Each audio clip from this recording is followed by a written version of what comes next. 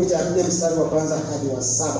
Wafalme wa pili kifungu cha 4 mstari wa kwanza hadi mstari wa 7.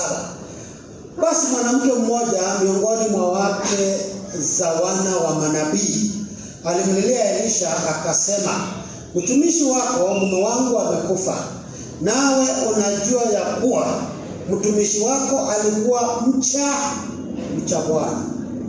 Hapo nataka underline vizuri. Alikuwa mcha Bwana. Na aliyemdai amekuja ili ajitwalie wana wangu wawili kuwa watumwa. Elisha akamwambia, nikufanyie nini? Niambie una kitu gani nyumbani? Akasema, mimi mjakazi wako sina kitu nyumbani ila chupa ya mafuta. Akasema, nenda ukazime vyombo huko nje kwa majirani zako wote, vyombo vitupu, wala usiazime vichache. Hiyo pia ni neno lingine ya muhimu sana. Usiazime vichache. Usichukue mbili tu, azima nyingi. Tuendelee. Kisha uingie ndani, ukajifungie mlango wewe na wanao,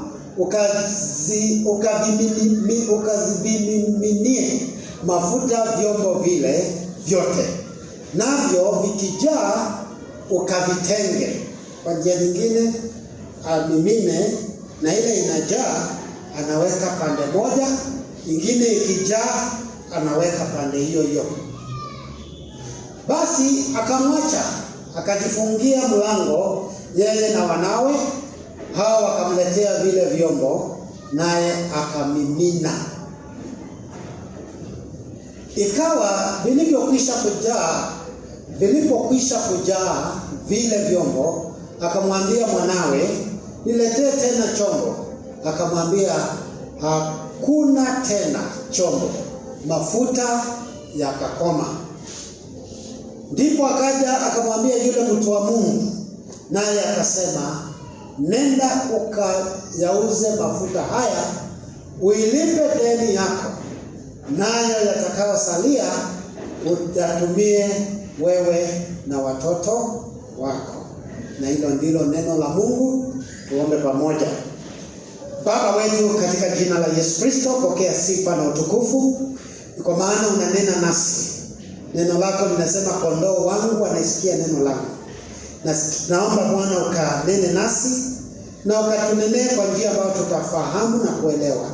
Nafunika neno hili kwa damu ya Yesu, na pia ninajiombea ukanipatie neno lako na usemi unaotoka kwako. Jina lako litukuzwe kuanzia mwanzo hadi mwisho. Katika jina lako takatifu tunaomba na kuamini.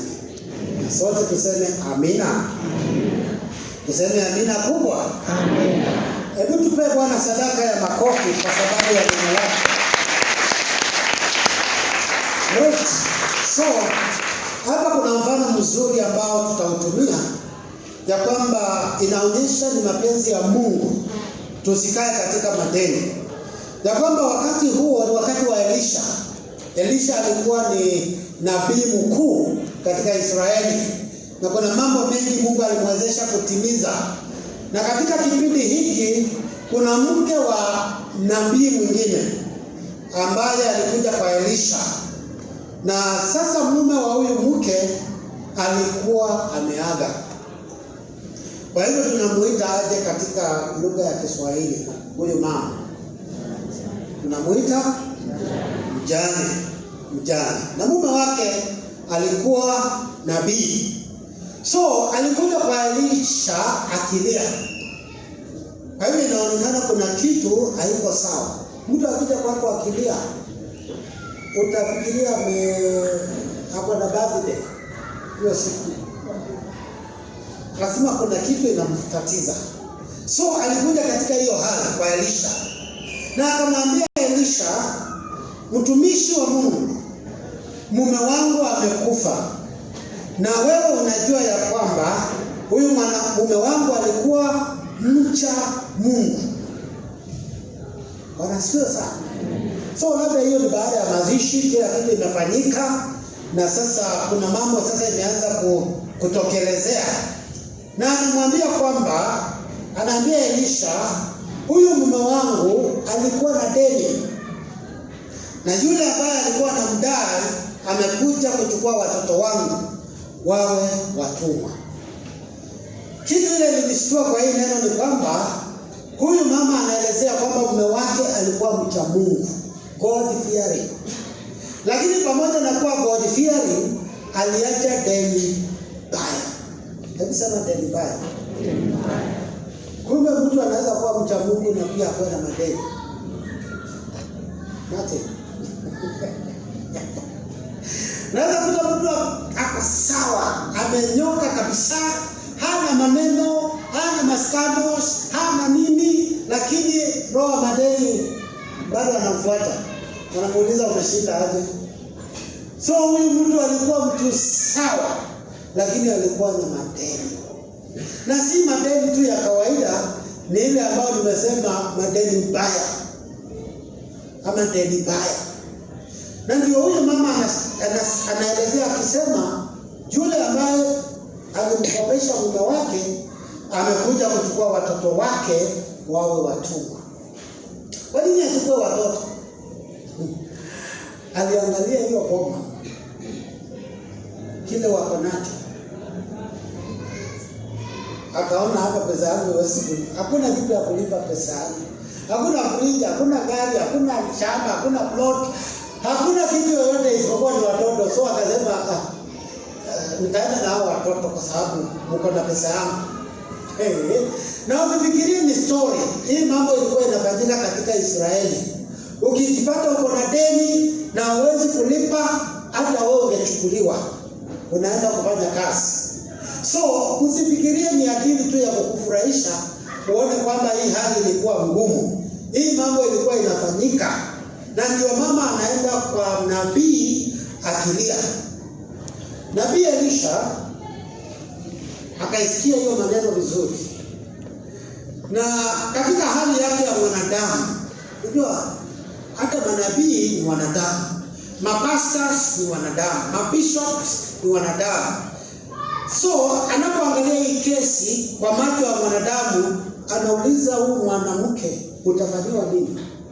Kwa sababu ni kama kumekuwa giza sasa. It has become dark. Ni ile Waswahili wanasema maji imezidi unga. Si kama unaweza kuwa ulikuwa unapika ugali na ile unga ulikuwa nayo ikawa kidogo kuliko maji. Sasa umeshikanisha na imekuwa kama uji. Na sasa unga imeisha. Aliona giza hata yeye Elisha. Akajua hii family haina vitu nyingi, na kama wana deni ya kiwango hicho, hapa Mungu lazima impigie kati. Akamuuliza swali, uko na nini kwa nyumba yako? Mama mjane akasema hakuna kitu isipokuwa mafuta kidogo kwa chupa.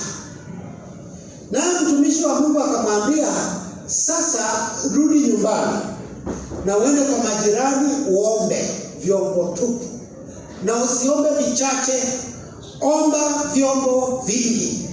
Hebu ambia jirani yako wewe na mama kubwa. Sasa mama ameakiziwa aende akatafute vyombo, aombe, kisha akuje kwa nyumba wajifungie na watoto wake, kisha waanze kumimina ile mafuta kidogo kwa hizo vyombo. Na mama akaenda akaomba hizo vyombo, akaomba.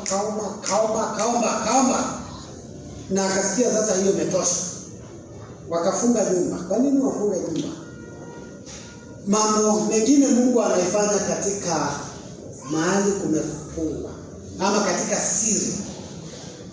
Na wakati tunaongea kuhusu, kwa kizungu tunasema in a closet, mahali ambapo pamefungwa. Hata maombi mara nyingi tunaombea katika siri.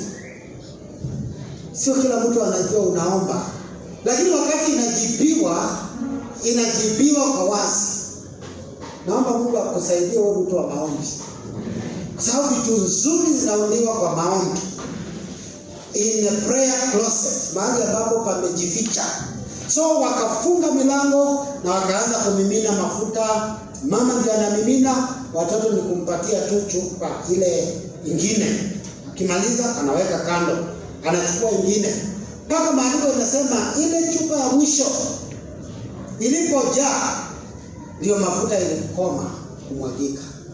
Wacha nikwambie, ile maono uko nayo Mungu atakutimizia. Na ole wako ukiwa na maono kidogo, kwa sababu Mungu atakutimizia hiyo kidogo. Na utasema huyu Mungu ameanza kuwa na ubaguzi.